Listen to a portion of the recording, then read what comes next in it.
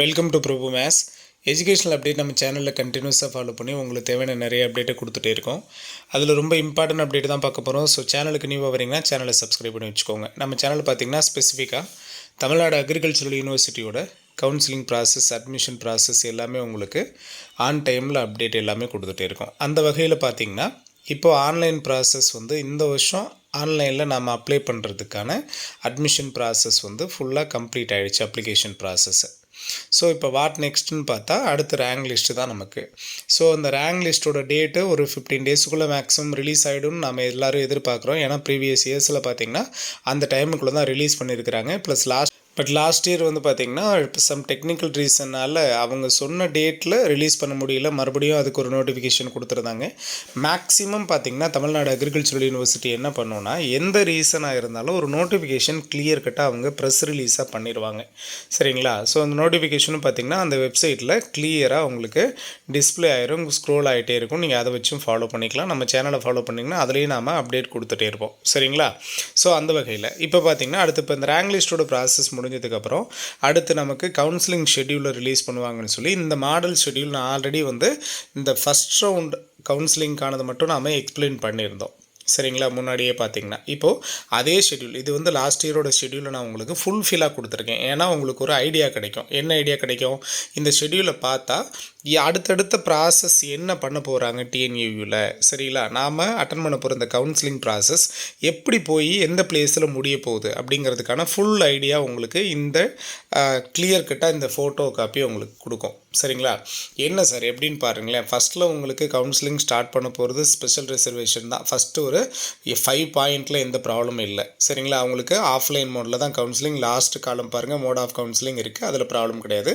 So ஃபஸ்ட்டில் ex service menu, disable candidate, sports person, vocational stream, government school student 7.5% இருக்கவங்க அவங்க எல்லாருக்கும் ஆஃப்லைனில் கவுன்சிலிங் முடிஞ்சிடும். அடுத்து பார்த்திங்கன்னா ஜென்ரல் கவுன்சிலிங் பேஸ் 1 ஸ்டார்ட் ஆகும். அது த்ரூ ஆன்லைனில் தான். சரிங்களா? ஸோ இந்த ஜென்ரல் கவுன்சிலிங் முடிஞ்சதுக்கு அப்புறமா அடுத்த ப்ராசஸ்ங்கிறது தான் இப்போ நாம் பேச வர்றது. சரிங்களா? அதில் பேசுகிறது அப்படின்னா ஃபஸ்ட்டில் ஜென்ரல் கவுன்சிலிங் பேஸ் 1 முடிஞ்சிருச்சுன்னா அடுத்து சீட் அலாட்மெண்ட் கொடுப்பாங்க. சரியா? கவுன்சிலிங் முடிச்ச எல்லாருக்கும் ஓகே, நீங்கள் கவுன்சிலிங் முடிச்சிட்டிங்க, உங்களுக்கு நாங்கள் சீட்டை அலாட் பண்ணிட்டோம் அப்படின்னு சொல்லி சீட் அலாட்மெண்ட்டை த்ரூ மெயில் மூலமாக எல்லாருக்கும் அனுப்புவாங்க. சரிங்களா? ஸோ நீங்கள் அந்த மெயிலில் போய்ட்டு செக் பண்ணி உள்ளே போய் பார்த்தீங்கன்னா TNAU.ucanapply.comல உள்ளே போய் பார்த்தீங்கன்னா உங்களுக்கு சீட் அலாட் ஆகிருக்கா இல்லையா அப்படிங்கிறது தெரியும். சீட் அலாட்மெண்ட் ஆகிருந்ததுன்னா சீட் அலாட்மெண்ட் எஸ் ப்ராசஸ் உங்களுக்கு இருக்கும். அதை கிளிக் பண்ணி உள்ளே போனீங்க அப்படின்னா உங்களுக்கு அலாட் ஆன காலேஜ் பர்ஃபெக்டாக கொடுத்துரும். ப்ளஸ் நீங்கள் எந்த டேட்டில் சர்டிஃபிகேட் வெரிஃபிகேஷன் போகணும், எந்த டேட்டு எந்த டைமுக்குள்ளே போகணும் அப்படிங்கிறதையும் அதிலே கிளியராக இந்த சீட் அலாட்மெண்ட் ஆர்டரில் வந்துடும். சரிங்களா? இப்போது ஃபஸ்ட் ரவுண்ட் சீட் அலாட்மெண்ட் முடிஞ்சு போச்சு. அடுத்து அவங்களுக்கான சர்டிஃபிகேட் வெரிஃபிகேஷன் நேராக டிஎன்ஏயூக்கு போகணும். நேரடியாக அதுக்கும் டேட்டை கொடுத்துருவாங்க. ஸோ இப்போ அவங்க ஃபஸ்ட் ரவுண்டில் சீட் அலாட்மெண்ட் எடுத்தவங்களுக்கு சர்டிஃபிகேட் வெரிஃபிகேஷன் வரைக்கும் கம்ப்ளீட் ஆகிடுச்சு. ஓகேவா?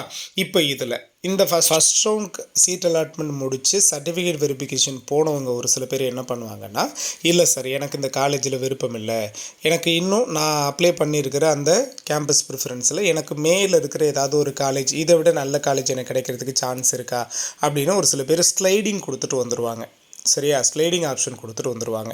ஸோ அந்த ஃபஸ்ட் ரவுண்ட் சீட் அலாட்மெண்ட்டில் வேக்கண்ட்டாக இருக்கிற சீட்டுக்கும் plus first round certificate verification போயிட்டு சீட் அலாட்மெண்ட் எனக்கு வேண்டாம், எனக்கு ஸ்லைடிங் நான் கொடுத்துட்டு வந்துடுறேன், வேறு எனக்கு காலேஜ் வேணும்னு சொல்லி ஸ்லைடிங் கொடுத்துட்டு வந்தவங்களுக்கும் அடுத்து பார்த்திங்கன்னா ஃபஸ்ட் ரவுண்ட் சர்டிஃபிகேட் வெரிஃபிகேஷன் முடிஞ்ச உடனே அடுத்து அவங்களுக்கான ரிசல்ட் வரும். யாருக்கான ரிசல்ட்டு? ஃபஸ்ட் ரவுண்ட் சர்டிஃபிகேட் வெரிஃபிகேஷனுக்கு யூனிவர்சிட்டி போயிட்டு ஸ்லைடிங் கொடுத்துட்டு வந்தாங்கல்ல, வேறு காலேஜ் எனக்கு அலாட் பண்ணி கொடுங்கன்னு, அந்த ஸ்லைடிங் கொடுத்தவங்களுக்கான ரிசல்ட்டும் ப்ளஸ் ஃபஸ்ட் ரவுண்டில் அலாட் ஆகாமல் வேக்கன்சி ஆகிட்டு வேக்கண்ட் இருக்கிற சீட்டுக்குமான சீட் அலாட்மெண்ட் ரெண்டும் அடுத்த ப்ராசஸாக வரும். அடுத்து பாருங்கள், பாயிண்ட் நம்பர் 9 பாருங்களேன்.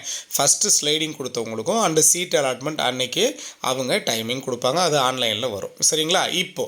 இப்போ பாருங்கள் செகண்ட் ரவுண்டாக பாயிண்ட் நம்பர் 9 பார்த்துருக்கோம்ல, இப்போ சீட் அலாட்மெண்ட் நியூவாக வந்திருக்காங்கல்ல, அவங்களுக்கு சர்டிஃபிகேட் வெரிஃபிகேஷன் அடுத்து. சரியா? அப்போ மறுபடியும் அவங்க நியூவாக சீட் அலாட்மெண்ட் எடுத்தவங்களாம் சிவிக்கு போவாங்க.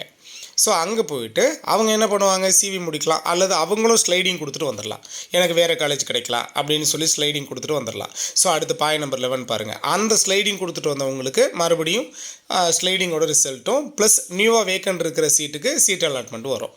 சரியா? மறுபடியும் அவங்களுக்கு சிவி போகணும். இதுக்கிடையில் என்ஆர்ஐ கவுன்சிலிங் இருக்குது, இண்டஸ்ட்ரியல் கோட்டா கவுன்சிலிங் இருக்குது. இதே ப்ராசஸ் தான் அவங்களுக்கும்.